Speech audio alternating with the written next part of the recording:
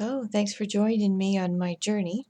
This is my in progress Sheath Afghan. It's a miter square blanket that you make by the square, and as you can see, I have 8. I'm in the middle of my 8th square, 8 out of 100, so I sure have plenty to do. My adventuresome journey part comes in the fact that this is the project I've chosen to try and teach myself how to use a knit sheath in the old-fashioned way. This is what I'm using as my improvised knit sheath. It's a long metal tube, and actually, you know what it is? It's just a size 11, I think, knitting needle. One of those cheap aluminum boil knitting needles with the end popped off. And then I've stuffed a little bit of it with fiber. Take my needle and set it in. Let's get into the camera, Jen.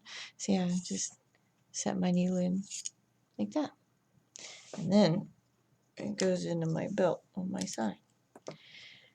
Now, a knit sheath is a way that production knitters back in the early days knitted. I've seen a few videos and I've been reading about them. And the knitters that could use this method, they could go really fast. I've read all the way up to 200 stitches a minute. Now, I'm nowhere near that fast. I am barely competent. And it took me 7.5 squares to get barely competent. But I figured this would be a good point to turn on the camera and show you how I'm doing so far. Here we are with the stitches on what would be our left needle. The right needle is the one I have in the sheath and in my belt. And my biggest challenge has been figuring out how to tension the yarn.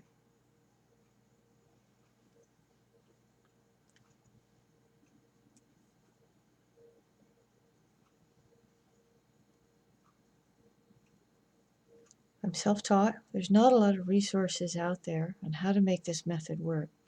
So what I'm doing so far is I take my right hand and I rest it on the right needle, and that applies pressure downward and to the side, keeps it in place. I use my left needle, and as you can tell, I'm kind of holding my two needles at a nice right angle. And I lift my left needle up, push the right tip in through the stitch, and then I use my my right hand, which is resting. And I just flick it. It's mostly a wrist motion to put the working yarn around the right tip.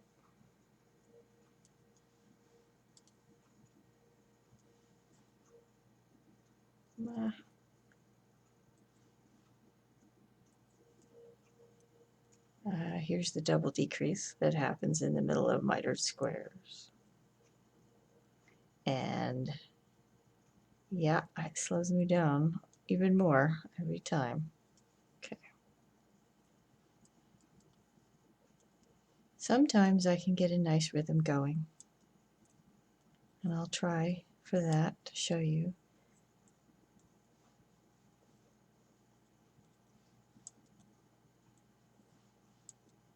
Like I said, my biggest challenge has been tension. I go from too tight to too loose. There's my row of stitches. So that comes out of the sheath. The freed up needle goes into the sheath.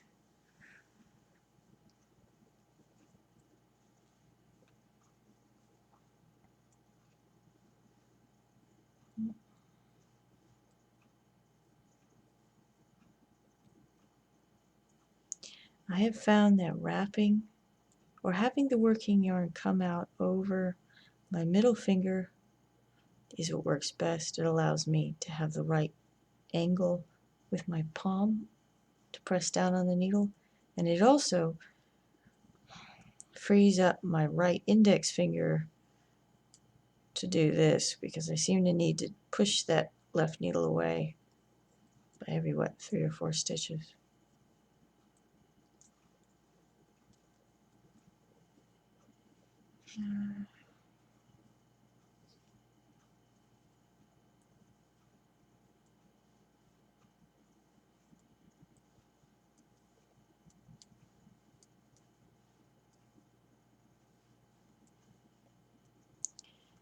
It is easy on your hands because you're not holding much of the knitted piece.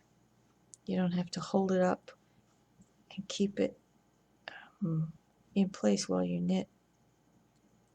And I can certainly see where a little flick of the wrist, that if I can get the motions fast enough and if I can get smooth enough, that should be a very fast way to knit.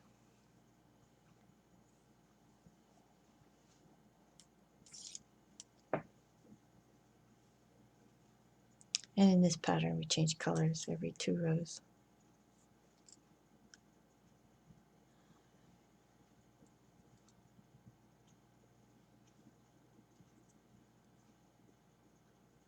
So what I'm doing is pushing down this yarn, flick the wrist forward, catch that right tip, pull back with my wrist, and I use this index finger to hold my working yarn while I finish off the stitch. Push down a little bit with the index finger and off.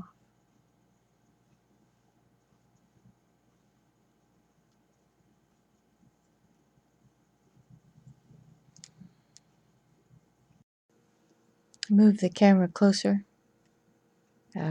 See if that helps. So I'm starting a new row with my red. Push into the stitch, flick the wrist off a stitch. And what's happening here with the left needle goes up, down. Now you're in the stitch. Flick the wrist, left needle goes up, down, and out. Now you're finished. Up, down, flick, up, down, and out.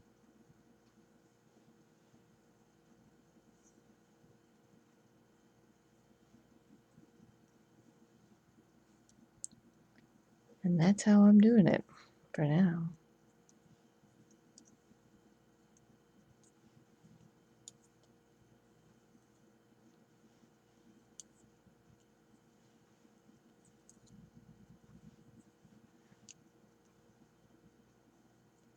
I can certainly see where this method has a lot of potential to go very fast. And I think that my movements right now are just too big. And I need to get more confident with this method and work closer to the tips and make all my movements smaller. I think that'll help make it faster.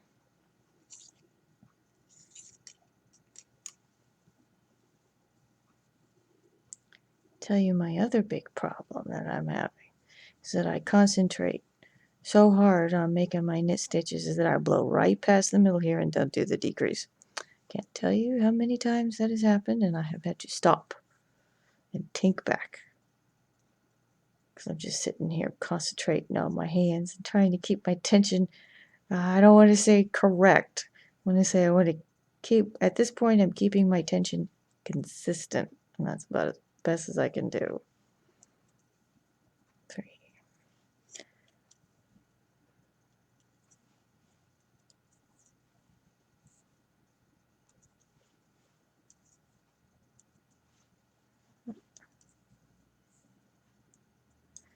And here we do the double decrease.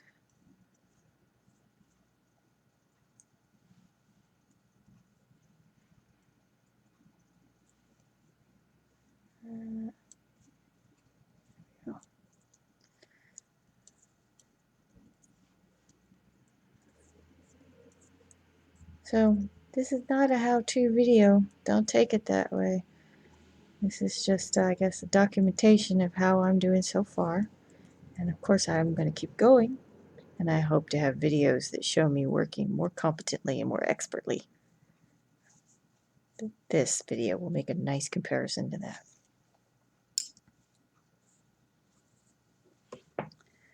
And in the meantime, it's turned out to be a pretty blanket.